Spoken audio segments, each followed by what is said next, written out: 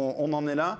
Mon cher Régis, le décor est planté. Sans transition, comme on dit dans le métier, je te propose d'accueillir peut-être nos deux premiers invités pour aborder le World Quality Report. Alors, effectivement, on va démarrer avec les tendances. Donc, comment mieux démarrer sur les tendances qu'en parlant du World Quality Report. Et pour parler du World Quality Report, d'abord, j'aimerais savoir un petit peu dans le public qui est-ce qui a déjà lu un World Quality Report. Là, ça, c'est clair. Attention, on va voir. Ah oui, sur ma droite, c'est pas mal. Au milieu, c'est assez intéressant, mais c'est bien partagé. Et sur la gauche, c'est extraordinaire. Très bien. Il y a des tricheurs. Donc, il y en a même qui ont participé. Bravo à tous. Donc on a un public de spécialistes. Donc pour parler du World Quality Report, en plus je vais être très très bien entouré puisque je vais accueillir Antoine Emmer qui est le CTO Quality Engineering et Testing du groupe Sogeti et que je tiens à remercier très chaleureusement parce qu'il a beaucoup œuvré pour la réalisation de cette journée. Merci beaucoup Antoine. Et également ni plus ni moins que Marc Bunen, qui est quand même le patron du test, du Quality Engineering et du test pour le groupe Capgemini et Sogeti. Marc, Antoine. Ouais, on les accueille sous vos applaudissements. À tout à l'heure. Merci.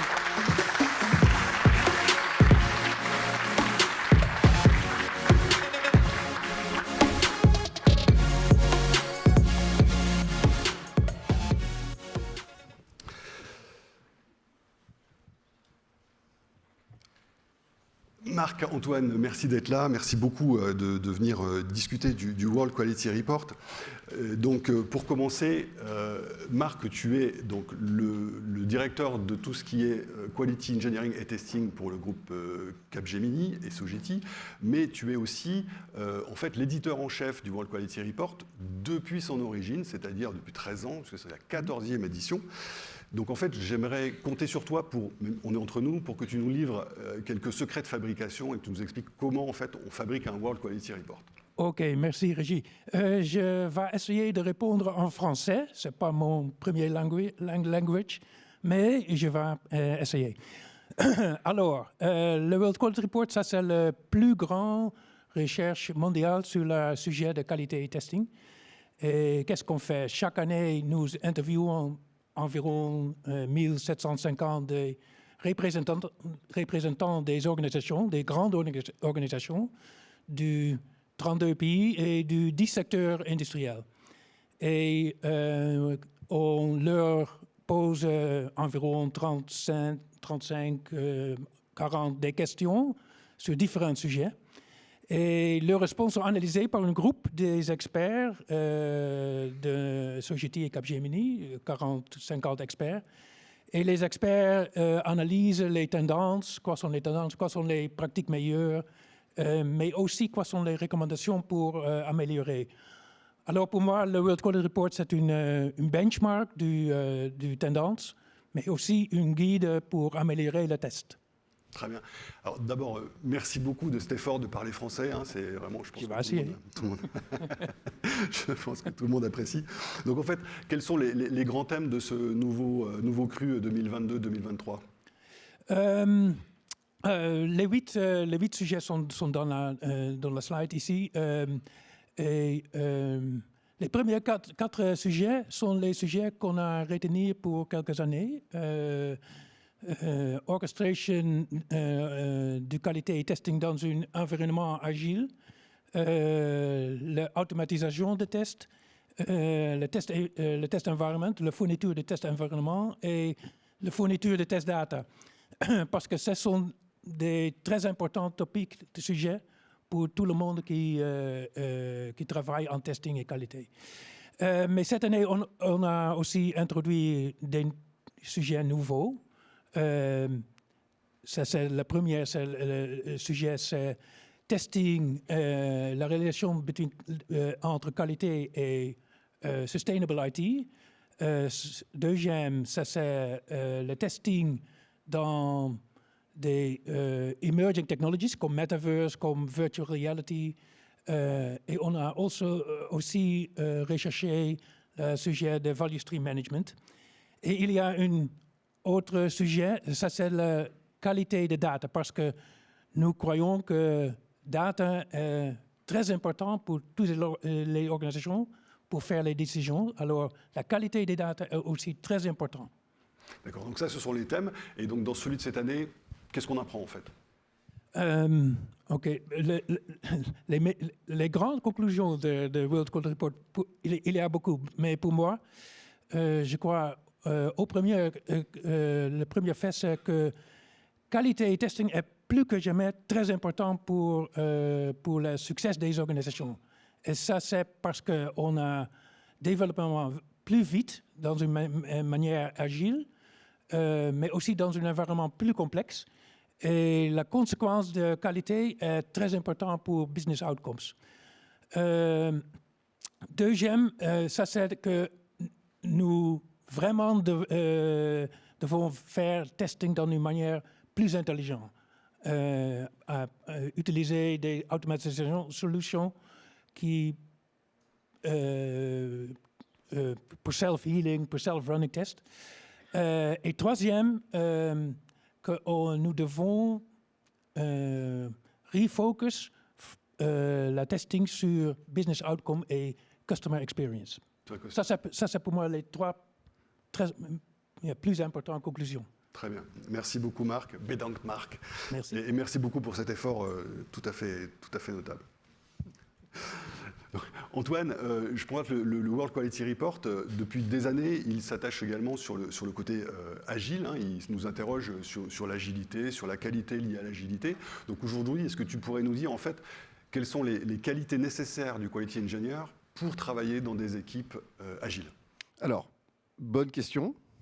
Merci Régis. La première chose, c'est que le World Quality Report de cette année confirme ce qu'on sait bien, mais c'est important de se le rappeler, le bénéfice de la méthodologie agile et de l'inclure la qualité, c'est-à-dire la réduction des délais, l'augmentation de la productivité, l'augmentation également de la qualité et de l'expérience utilisateur de manière générale. On assiste également, à travers les tendances qu'on a pu récupérer, une augmentation du nombre d'ingénieurs qualité dans les équipes, dans les squads, dans les équipes agiles, ce qui est toujours pour nous significatif de qualité et on va finir par y arriver. Et vous voyez d'ailleurs ici là sur l'écran, on a posé la question quelles sont les compétences les plus importantes pour ces ingénieurs qualité en mode agile. Et ce qui est intéressant, c'est une espèce d'évolution même par rapport aux années précédentes, ce qu'on appelle l'ingénieur qualité full stack, qui doit avoir des compétences cross-fonctionnelles. Je fais juste la traduction assez basique de ce que vous voyez là. Mais également, ce qui est intéressant, c'est par rapport aux années précédentes, qui arrive en deuxième position, c'est la connaissance métier.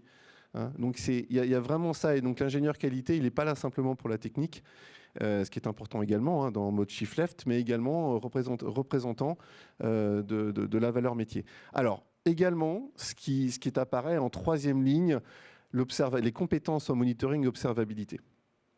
Alors généralement, ça fait combien de temps qu'on parle de DevOps? Une dizaine d'années, peut-être un peu plus. On parle souvent de dev, de test, et puis bon, Ops, voilà, c'est tout. C'est Ops. Et donc, il y a véritablement depuis quelques temps, on va dire depuis 1 ou 2 ans, une influence de l'observabilité, de l'analytique. Qu'est-ce qu'on peut apprendre de la production pour améliorer, prioriser nos efforts de test? Et moi, personnellement, je suis très content de voir ça, puisque il faut absolument voir la qualité de bout en bout et pas simplement la qualité de mode laboratoire pré-production. Voilà, donc 3 recommandations qu'on va avoir dans le World Quality Report, qui sont du World Quality Report, pas forcément les miennes. 1, continuer d'intégrer les ingénieurs qualité vraiment faire le forcing pour que toutes les équipes agiles aient un représentant de l'équipe qualité, mais pour tout type d'application. Généralement, les parents un peu pauvres, c'est légèrement les systèmes internes. Donc tout ce qui est B2C, B2B et vers l'extérieur, ça n'y a pas de problème, mais tout ce qui est système interne, l'employé interne est souvent un peu le parent pauvre en termes d'utilisateur. Mais il ne faut pas oublier cette partie-là. Ne pas hésiter à utiliser des outils spécifiques, notamment pour les systèmes internes, notamment qui embarquent des librairies embarquées, et pas simplement se focaliser sur de l'open source. Et ça, je le dis de manière très, très ouverte. Et le troisième point qu'on va avoir, c'est le choix, la mise en place d'indicateurs, des indicateurs de valeur. On a des indicateurs, des métriques qu'on utilise à chaque niveau, pour chaque type de rôle, mais également des indicateurs de bout en bout, des indicateurs qui vont vraiment montrer la qualité. Voilà à peu près allez, en quelques minutes, il y a beaucoup plus effectivement de ce chapitre-là. Effectivement, on est un petit peu contraint, mais on pourra aussi étendre la discussion plus tard. Donc, deuxième sujet, sur l'automatisation de la qualité. Donc, on parle depuis quand même, et on fait de l'automatisation de tests depuis maintenant quand même très longtemps. Je pense que les outils ont bien évolué. Où est-ce qu'on peut en être aujourd'hui? Où est-ce qu'on en est vraiment plutôt? Alors, le World Quality Report, la bonne nouvelle, c'est que l'automatisation, c'est toujours reconnu comme très prometteur. Et vous voyez sans doute ce que je veux dire, c'est que ça reste souvent, malheureusement, à l'état de promesse. On a vu dans le World Quality Report que uniquement la moitié des équipes interrogées tirent véritablement la valeur, le bénéfice des efforts, de l'investissement en automatisation des tests. Et on est en 2022, alors que ça fait quand même plus de 20 à 25 ans qu'on essaye d'améliorer tout ça. Pourquoi on en est là? L'automatisation des tests encore, hein, alors ça dépend effectivement des différents contextes, et est une activité distincte, souvent distincte même du développement, distincte de la conception des tests eux-mêmes, et qui fait forcément quand il y a un disrupt ou un gap, c'est un peu plus compliqué d'en tirer de la valeur. Deuxième point, c'est qu'on remarque souvent dans le World Quality Report la priorité qui est donnée à la sélection d'outils avant la mise en place de la stratégie. Voilà. Donc il y a un inversement, effectivement, dire voilà, je veux un outil, j'ai pas de budget, je ferai un outil open source, ou j'ai du budget, je prends ça, mais voilà, avoir un peu de recul par rapport à ça. Et d'ailleurs, donc, pour revenir simplement à la question, quels sont les facteurs les plus importants pour l'approche d'automatisation des tests? Le premier point, effectivement, sur lequel on va revenir, c'est le dernier, en fait. C'est que le ROI, en fait, pour l'industrie, eh ben, c'est pas le plus important. Alors que c'est vrai que, alors effectivement en France c'est un peu plus focalisé, peut-être culturellement on a besoin de montrer le ROI aux achats pour montrer que ça va avoir de la valeur, et en fait d'un point de vue industrie, eh bien ça arrive en dernier. Dans les points qu'on a proposés bien évidemment. Et celui qui arrive le plus, la maintenabilité, c'est une bonne surprise, puisque les aspects long terme de l'automatisation sont absolument critiques, et la valeur métier. Donc la valeur métier et la maintenabilité bien avant le ROI technique. Donc on peut aussi se poser des questions de la manière dont on peut aborder ça, et notamment avec les achats. Voilà. Effectivement. Alors, les 3 recommandations, continuer d'intégrer l'automatisation très tôt dans le cycle, avec le développement, avec la conception des tests, avec les user stories, avoir une cohérence d'outils, de ne pas simplement choisir un outil parce qu'il nous plaît, mais voilà, de dire voilà, dans un environnement de continuous testing de CI/CD, est-ce qu'il a du sens? Et le dernier point, ce qui est on va dire une plaie pour notre industrie, c'est de trouver les bonnes compétences, parce que il y a une guerre des talents autour de l'automatisation des tests, et c'est difficile pour tout le monde. Tout à fait.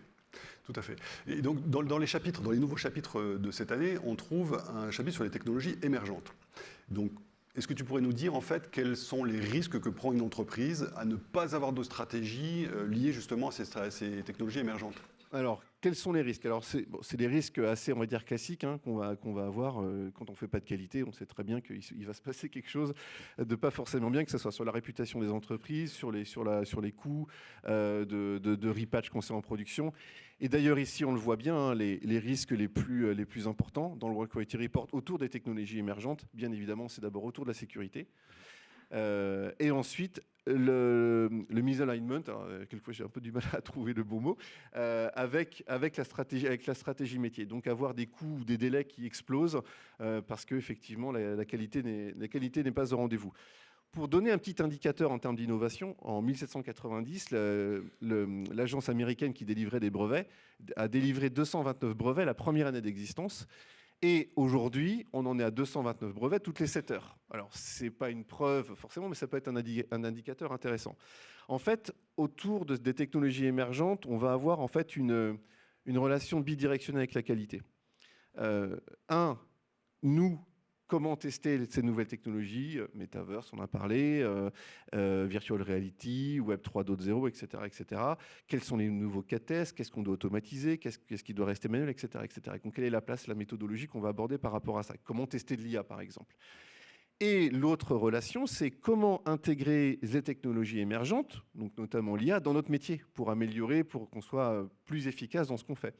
Et d'ailleurs, donc à propos de ce sujet-là, donc on a écrit un rapport mondial où tous nos partenaires ont participé aujourd'hui. Quel est concrètement l'apport de l'IA pour améliorer notre métier de l'ingénierie de la qualité? Voilà. Et donc, il y a le jumeau numérique, des choses qu'on a pu récupérer d'autres industries, les indicateurs prédiction, les indicateurs de prescription, etc. Il y a énormément de choses qui sont disponibles d'ailleurs gratuitement sur le site sogeti.com. Donc, c'est important pour cette partie-là. C'est à la fois la qualité, nous, pour valider les technologies émergentes, et les technologies émergentes qu'on embarque pour être plus productif, efficace et efficient. Très bien. Et donc, la dernière surprise en fait, du World Quality Report de cette année, c'est le Sustainable. Donc, Sustainable, on en parle depuis assez longtemps, mais finalement, dans notre métier, pas tellement. Hein. Donc, qu'est-ce qu'on en sait de plus, en fait, cette année sur la qualité? Alors, c'est vrai que on a un peu de manière générale un peu d'éco-anxiété autour de ce sujet-là, de manière générale. Pour revenir un peu sur la meilleure manière de l'aborder, on peut se replonger en 1992, où l'Agence américaine pour la protection de l'environnement, pour les plus anciens d'entre nous, avait développé Energy Star, vous savez, qui permettait de mesurer la sobriété énergétique des appareils électroniques. Et en fait, aujourd'hui, on va aborder ça de la même manière, mais pour nos applications, pour les systèmes. Alors, il y a 3 dimensions autour de la sustainabilité, puis on aura tout à l'heure une session autour de ça. L'aspect environnemental, quel est l'impact des systèmes, des applications qu'on construit sur l'environnement en termes de consommation d'énergie, consommation des ressources. L'impact sociétal, ça, on peut parler également d'accessibilité, qu'est-ce qui fait qu'une application aussi est acceptable socialement, et l'aspect économique, parce qu'il y a forcément également un aspect très fort économique et financier. Et d'ailleurs, sur ce sujet-là, c'est un peu plus compliqué, la sustainabilité, qui n'est pas un sujet, on va dire, classique de la qualité. Nous, quand on parle de qualité, généralement, on aborde des aspects court terme. Est-ce que ça fonctionne? Est-ce que c'est performant? Est-ce que c'est sécurisé? Tout de suite, voilà, dans l'aspect immédiat. La sustainabilité, ici, inclut aussi des aspects long terme. On va parler de perdurabilité, de réparabilité, d'upgradabilité. Et ces sujets-là, en termes de qualité, ce n'est pas des sujets qu'on a l'habitude d'aborder.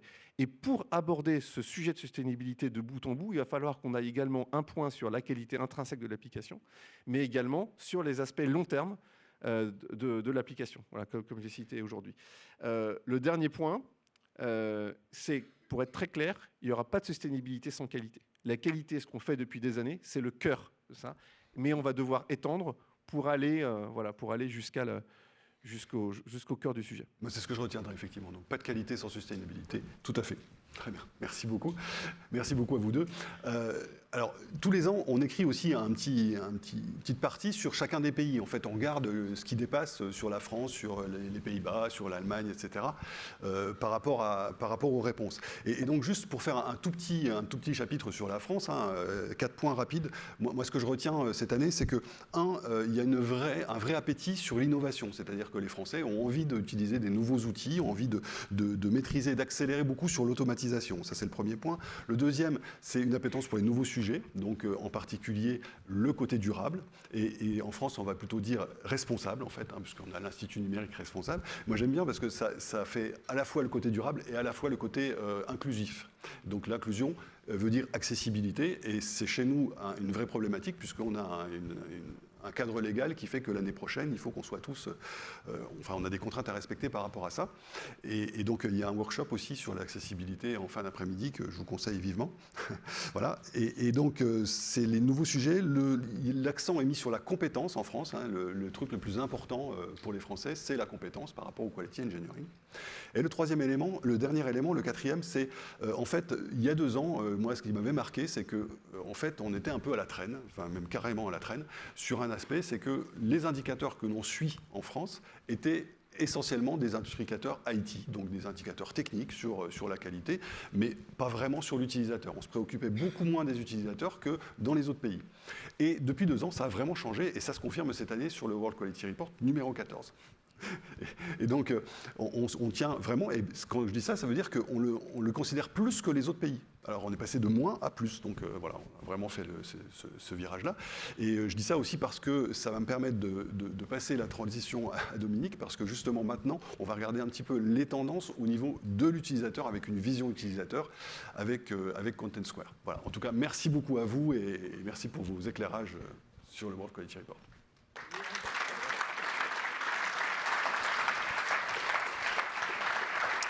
Merci beaucoup, messieurs. Oui, je récupère la zapette. Juste le temps de vous présenter Antoine, qui est là et qui crobarise. Voilà, Antoine. Bonjour, Antoine. J'ai oublié de prendre un petit micro, peut-être, quand même, pour que tu puisses te présenter et nous dire ce que tu es en train de réaliser. Bonjour, Antoine. Bonjour. Je vais dessiner, en fait, ce dont vous parlez pendant la journée. Très bien. Et là, ça donne quoi, par exemple? Je vois mode agile, 14e édition. Oui, alors là, on a tout ce qui était sur la qualité du testing, la 14e édition. Donc là, tout ce qui est qualité du data, testing intelligent, en mode agile, sustainabilité. Ok, on te sent inspiré. Ouais. Ça marche, merci beaucoup. Donc Antoine qui est là. Et donc, je vais accueillir donc sans transition Philippe Omer de QJ. Bonjour Philippe, tu aurais même pu rentrer par l'entrée principale, mais c'est pas grave, il est là, vous pouvez l'applaudir. Je t'en prie, installe-toi. Ah, t'as la petite clochette, je sais pas, oui, effectivement, le micro, c'est mieux. Alors Philippe, bonjour, merci de nous rejoindre. Bonjour à toutes et à tous. Voilà, donc je rappelle que tu es directeur général France de Content Square, une belle licorne française, comme on les aime, valorisée juste...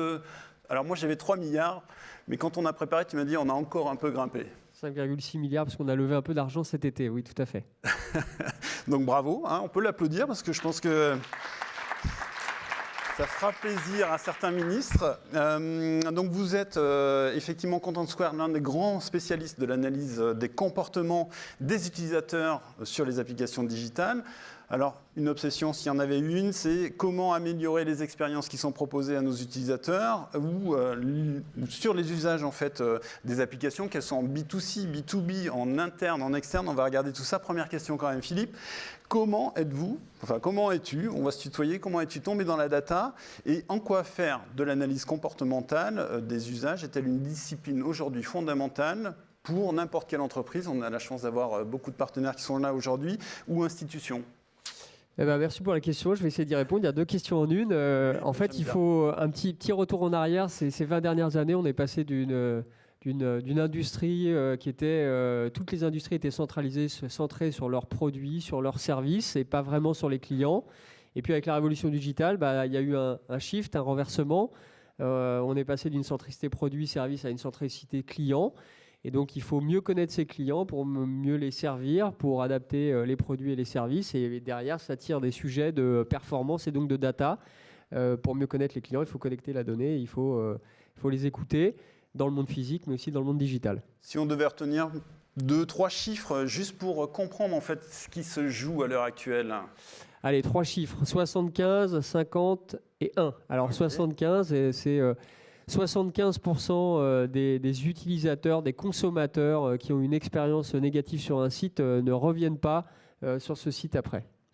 50%, alors 50% c'est le pourcentage des gens qui arrivent sur un site et qui le quittent après avoir vu une seule page. Et donc quand on pense aux centaines de milliers, voire de millions d'euros qui sont mis sur des coûts d'acquisition et quand on se dit qu'il y en a un sur deux, il y a un utilisateur sur 2 qui part après avoir vu une seule page, c'est un peu dramatique. C'est un peu dramatique. Et puis 1, c'est 1 seconde de temps de latence supplémentaire sur un site internet équivaut à 16% de diminution de la satisfaction client. Alors Amazon le dit de façon un peu différente. Amazon, ils disent que 1 milliseconde de temps de latence sur leur site internet, de temps de latence supplémentaire, ça leur coûte 2,4 milliards de dollars de chiffre d'affaires en moins à la fin de l'année. Et ça, ils n'aiment pas. Donc ça, ils n'aiment pas. Donc on s'aperçoit qu'il y a un lien très fort entre la performance technique d'un site et puis la satisfaction et derrière la monétisation. Alors, très bien, on voit bien effectivement les enjeux, mais alors du coup, Content Square, là-dedans, quelle rupture peut-être vous avez opéré? Quel saut technologique vous avez réalisé ou sur quelle solution technologique se base votre offre? Une rupture très simple, on a dit qu'on était passé d'une centricité produit à une centricité vers le client. Ça se traduit comment dans le digital? Content Square, c'est une technologie qui va permettre d'enregistrer toutes les 15 millisecondes tout ce qui se passe sur un site internet ou une application mobile. C'est où est-ce que je scroll, où est-ce que je swipe, où est-ce que je clique, quelle analyse des trajectoires de la souris, analyse de toutes les formes, les formulaires qu'on remplit, analyse du temps passé sur les visuels. Tout ça, ça permet de collecter des milliers, des millions de données comportementales anonymisées. Il faut savoir qu'il y a 3200 milliards d'interactions quotidiennes qui sont captées sur la plateforme, qui permettent derrière de collecter des insights et puis des analyses et de transformer tout ça en action et en ROI. Donc tout ça, en fait, vous allez le centraliser au sein en fait, de votre applicatif? Tout à fait. Alors tout ça, c'est centralisé client par client. Et puis on est comme vous, on aime les rapports, on aime les analyses. Donc on publie tous les ans un digital benchmark qui permet de collecter. On analyse environ 4000 sites tous les ans sur une quinzaine d'industries et dans 25 pays. ce qui permet de collecter 46 milliards de données comportementales et à partir de là, d'analyser des tendances industrie par industrie et de voir quels sont les KPI gagnants et les KPI moins gagnants. C'est, de ce que j'ai pu voir, extrêmement complémentaire avec ce que vous venez de présenter. 46 milliards de données collectées, mais c'est une mine d'or en fait. Tout à fait. Donc nos data scientists ont produit un rapport que vous pouvez aussi télécharger sur notre site internet, le Digital Benchmark, qui fait 90 pages qui vont vous permettre de tout comprendre industrie par industrie. Alors, cette base de connaissances exceptionnelle, comment on l'appréhende? Comment on peut peut-être avoir des enseignements et pour les retrouver après dans son quotidien? Quels sont les principaux enseignements qu'on peut avoir de cette base? Moi, je dirais que si je dois synthétiser ce que ce benchmark fait, il y a 3 grands enseignements qui vont vous paraître basiques, mais c'est quand même intéressant de les valider avec la data, avec la donnée.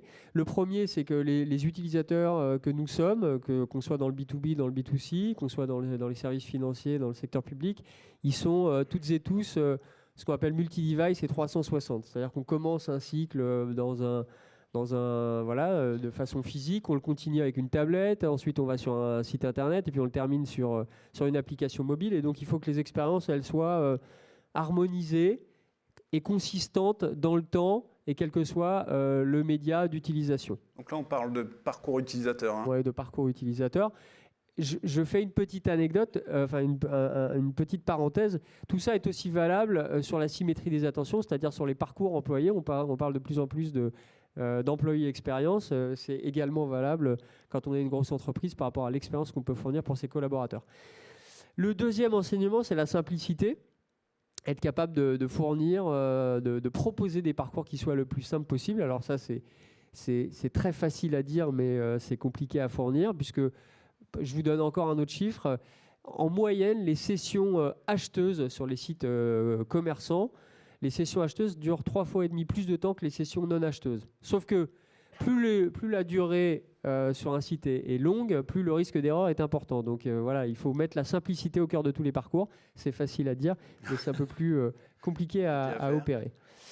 Donc ça, c'est le deuxième enseignement qu'on peut fournir. Et puis le troisième, c'est un enseignement de compétitivité. On est dans un environnement de performance. La FEVAD a publié son rapport 2021 il y a quelques mois.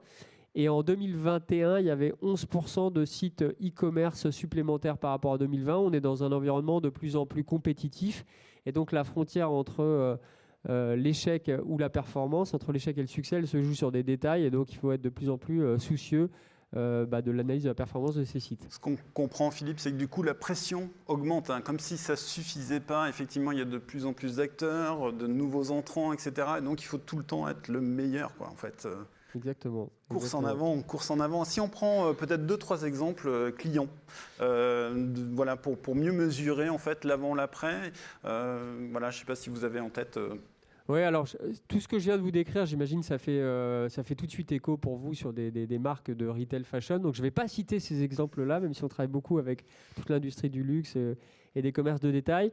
Je vais citer par exemple la Massif qui, en utilisant nos technologies, ont pu comprendre quelles étaient les erreurs sur les parcours automobiles, donc tous les leads pour vendre des assurances automobiles, et ils ont augmenté leur volume de leads de 27% suite à la réorganisation de tout le parcours de leads automobiles.